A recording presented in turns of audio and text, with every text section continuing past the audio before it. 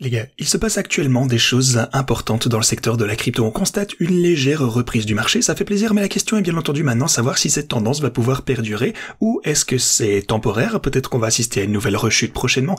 Eh bien aujourd'hui, je vais vous parler exactement de ceci. On va également discuter de mes stratégies de trading ainsi que d'un point crucial auquel beaucoup de personnes ne prêtent pas assez attention, mais ceci aura un impact considérable sur l'avenir du secteur des cryptos. Alors voici une vidéo très importante aujourd'hui, suivez-nous donc du début jusqu'à la fin.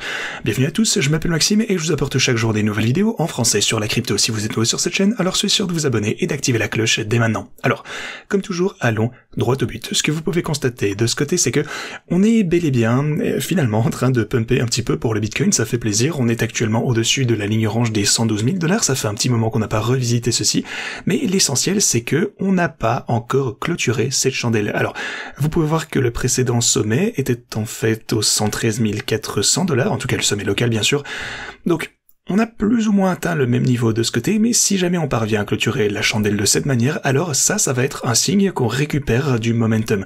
Si on crée une nouvelle tendance comme ceci, ou plutôt en fait rompre cette tendance à la baisse, donc ici vous pouvez voir qu'on a une création de sommets de plus en plus bas, mais si jamais on peut dépasser ce cours, ça va être extrêmement positif et ça recréera une nouvelle dynamique haussière, en tout cas au plus court terme. Vous pouvez voir vraiment la différence ici, on chute comme ceci, et là la différence c'est que finalement on récupère des sommets qui ont l'air de vouloir être de plus en plus haut. Alors je vous tiendrai au courant bien entendu, mais tout d'abord si on clôture la chandelle comme ceci, ce sera une bonne nouvelle. Ensuite il faudra également franchir ce point et je m'attendrai potentiellement à ce qu'on reteste les 117 000 prochainement. Alors concernant l'Ethereum, on a quelques difficultés actuellement. Vous pouvez voir qu'on est en train de remonter ici, mais on est actuellement sous la résistance. Alors on suit ceci de près. Si jamais on parvient également à franchir ce seuil pour l'Ethereum, alors la prochaine étape ce serait environ les 4500 $. Alors si vous prenez Solana, pour le coup, ce que vous pouvez constater, c'est que c'est absolument énorme. La tendance haussière est en train de se poursuivre. Alors, souvenez-vous de ce que je vous disais il y a quelques temps. Je vous ai dit que le moment était finalement venu de passer à Solana. Tout le monde m'a traité de dingue. On m'a dit que non, Solana allait rechuter jusque zéro. Tout se reposait sur l'Ethereum. Tout comme on m'a traité de dingue lorsque je vous ai dit qu'il fallait se lancer dans l'Ethereum lorsqu'il était extrêmement bas. On m'a dit non, seul le Bitcoin compte. Donc, voilà. Encore une fois, c'est bien d'avoir une longueur d'avance. J'ai vu ça se passer à maintes reprises. Il ne faut pas se laisser avoir par le court terme. Et rappelez-vous aussi de ce que je vous ai dit précédemment, je vous avais dit que je ne serais pas surpris si ma stratégie Solana, et c'était vraiment à l'époque où l'Ethereum était en train d'exploser, qu'on atteignait sommet après sommet, tout allait bien pour l'Ethereum et tout le monde était bullish, et je vous ai dit maintenant c'est le moment de passer à Solana, et je vous ai dit que je ne serais pas surpris si ma stratégie Solana finalement pouvait générer des profits supérieurs à celle de l'Ethereum, et actuellement vous constatez que c'est bel et bien ce qui a fini par se passer. Donc voilà, ça me fait vraiment plaisir. Pour tous ceux qui ont pu rejoindre les stratégies Solana, félicitations à vous, et bien entendu pour ceux qui ont également rejoint la stratégie Ethereum précédemment. En fait, vraiment, l'essentiel, c'est d'avoir toujours une longueur d'avance et de scruter les opportunités avant de procéder à des investissements, avant que le marché ne retombe. Voilà, ça, pour le coup, ça ne veut pas dire que je suis bearish au sujet de l'Ethereum. Au contraire, je pense qu'il va toujours voir de bons résultats, mais en tout cas, au plus court terme, l'Ethereum devait vraiment rattraper son retard et vous le voyez maintenant avec sa belle performance. Donc je suis heureux qu'on ait pu intervenir assez tôt et transférer une partie de nos fonds vers Solana. Alors maintenant, si on veut s'intéresser à Doge, on a une belle pump également. Même chose du côté de XRP, on remonte. Même chose pour Cardano. Donc vraiment des belles percées à partir de mes lignes oranges d'ici de tous les côtés. Ceci dit, l'or continue d'atteindre all-time high après all-time high. Donc une fois que l'or se sera un petit peu stabilisé, on verra quand la liquidité va pouvoir revenir vers la crypto. Donc tout se déroule, je pense, comme prévu. Et rappelez-vous de ce que je vous ai dit d'ailleurs il y a quelques jours, même en fait il y a un jour, je vous ai dit de ne pas commettre cette grave erreur parce que de nombreux graphiques bearish étaient publiés de tous les côtés, et je vous ai dit que la plupart des personnes finiraient par vendre au plus bas et qu'ils ne seraient pas assez patients. Donc lorsque la situation devient ennuyeuse, les gens commencent à être bearish et c'est vraiment là qu'il faut devenir attentif. Et puis dans la vidéo d'hier, je vous ai également parlé de ceci, je vous ai dit oui, c'est vrai, on pourrait chuter quelque peu, mais quoi qu'il arrive, on finira par remonter avant la fin de ce cycle. Donc même si on observe un léger repli, je reste haussier et mon scénario de base continue de parier à la hausse. Alors est-ce qu'on pourrait avoir un petit pullback avant de remonter? Bien sûr c'est possible, mais mon avis de base reste que la hausse en général va se poursuivre d'ici la fin de cette année, donc je ne vois aucune raison de clôturer mes stratégies de trading ou même mes transactions. Donc tout ceci reste ouvert et je vous tiendrai bien entendu informé dès que je clôturerai ces positions. Donc voilà, encore une fois, n'hésitez pas à vous abonner et activer la cloche. Aussi pour ce qui est des marchés traditionnels, bien entendu, on continue de se consolider de ce côté. Donc voilà, tout ça c'est formidable. Alors ceci dit, en parlant de mes stratégies de trading, on est en positif de 1,85 million et mon portfolio de bull market finalement est revenu à la hausse. Regardez ça, on est en hausse de 10 000, ce qui est juste absolument incroyable. Donc Évidemment, on fait des petits allers-retours. Ici, on a fait moins 100 000, plus 50, moins 50, plus 3 000. Donc, évidemment, ça aussi énormément, étant donné que ça traite des altcoins qui sont plus volatiles. Mais le plus important, c'est que grâce à cette volatilité, je réalise de plus en plus de gains chaque jour qui passe, ce qui est donc incroyable. Solana, pour le coup, c'est vraiment l'un des plus gros gagnants ici dernièrement, et aussi l'une de mes plus grosses positions. Bien entendu, j'ai 100 000 de ce côté.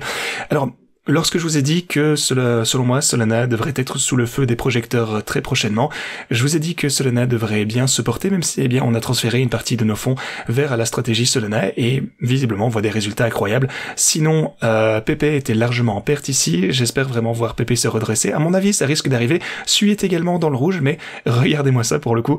Si jamais j'avais conservé une position Sui, juste holdé, j'aurais perdu 30 000, mais l'algorithme a généré 12 000 $, donc qu'on garde, qui mitige nos pertes, donc au moins on gagne un petit peu au lieu de simplement holder. Donc voilà, si vous souhaitez utiliser mes stratégies de trading, rendez-vous en description de cette vidéo. Inscrivez-vous tout d'abord sur Pionex via ce lien, ensuite vous trouverez toutes mes stratégies sur cette feuille de trading, également sur ce site web d'ailleurs, et soit dit en passant, l'une des plus grosses cryptos du moment, j'ai envie de dire, qui fait parler d'elle, c'est World Libertify. Et j'ai d'ailleurs également une stratégie pour ceci. Si vous souhaitez l'utiliser, vous la trouverez également ici, donc numéro 199. Vous pouvez cliquer sur ce lien si vous souhaitez l'utiliser. Bien entendu, vous avez également mes autres cryptos, de nombreuses altcoins, toutes les cryptos de mon portfolio de bull market, ainsi que mes cryptos principales qui, selon moi, continueront à générer des profits croissants vers la fin de ce bull market. Bien entendu, je veille à la transparence de tout ceci. Je vous tiendrai au courant, comme toujours, de quoi, tout ce qui peut y arriver. Mais voilà, bien entendu, c'est pas un conseil financier, c'est juste comment je gère sur ce marché, et ça s'est avéré être la meilleure méthode pour trader au long terme. Pour moi, bien entendu, vous ne devez ni timer le bottom ni le sommet. Donc voilà, encore une fois, ça se fait automatiquement, donc ça élimine les émotions humaines. Alors ceci dit, si on regarde ce qui se passe sur le marché actuellement, il y a quelque chose de crucial dont j'aimerais vous parler. Alors, la Russie prévient que les États-Unis utiliseront des crypto-monnaies, donc des stablecoins adossés à des bons du trésor pour se débarrasser de leurs dettes. Alors comme vous le savez, les États-Unis ont besoin d'argent. Ils sont dans une situation extrêmement difficile, ils sont un petit peu désespérés.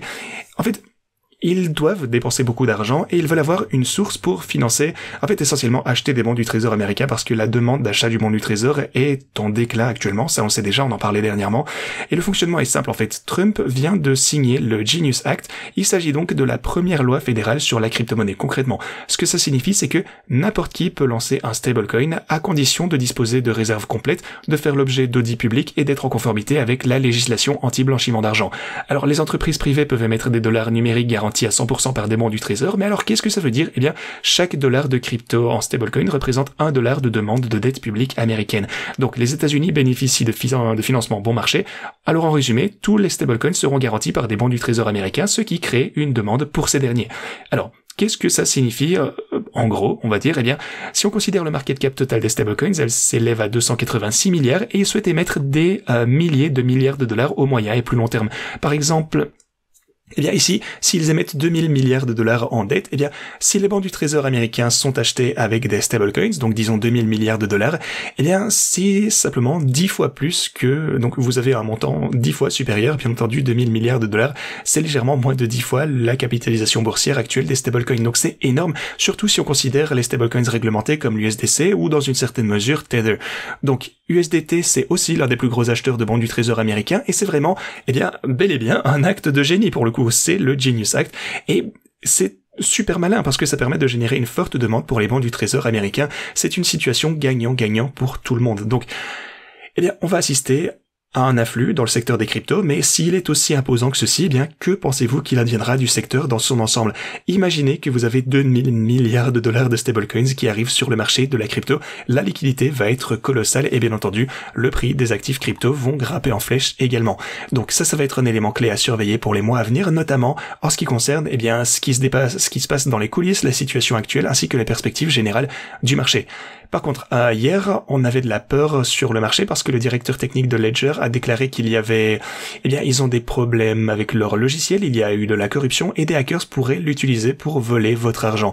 Donc, il a suggéré à tout le monde de ne signer aucune transaction sur Ledger et Eh bien, bon, pour le coup, ici, vous avez l'explication. Donc, sur tout site internet utilisant donc une dépendance au piratage, eh bien, ça donne à un hacker la possibilité d'injecter du code malveillant. Par exemple, lorsque vous cliquez sur un bouton de trading sur un site web, le code peut remplacer la transaction envoyée à votre wallet par une transaction versant de l'argent au hacker. Alors, on ne dirait pas que le pirate ait gagné beaucoup d'argent, seulement quelques milliers de dollars, grâce, eh bien, au fait qu'il n'était pas très compétent et la rapidité d'action des personnes qui ont remarqué ceci. Ils ont supprimé, eh bien, en fait, toutes les entreprises ont déjà supprimé ceci. Ça s'est plutôt bien passé. Heureusement, il n'a pas réussi à extraire énormément, mais voilà, c'est un mal pour un bien.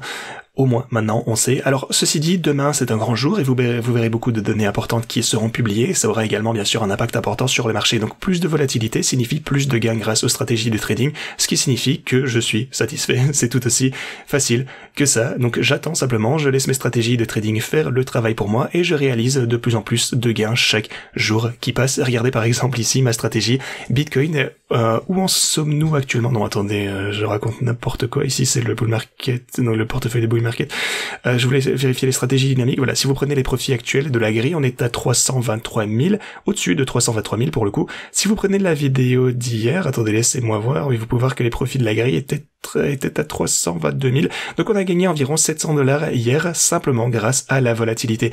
Et regardez surtout le profit de tendance, on était que à 16 000 $ et actuellement on est à 76, bon bien entendu grâce à la hausse de prix. Mais l'essentiel c'est que, ok, le prix peut monter, le prix peut chuter, je vous apprends rien, mais quoi qu'il en soit, dans tous les cas, on gagne de l'argent. En fait, avec l'algorithme de grille, chaque jour qui passe, on gagne quelques milliers de dollars sur plusieurs de ces cryptos, et c'est vraiment comme ça qu'on génère du patrimoine au plus long terme, et ça s'ajoute évidemment aux gains que je réalise grâce à la hausse de prix, vu qu'étant donné c'est aussi des positions à levier. Donc voilà, je vais continuer à vous tenir au courant à ce sujet, mais ceci dit c'est tout ce que je vais pour vous aujourd'hui, merci d'avoir regardé et à la prochaine.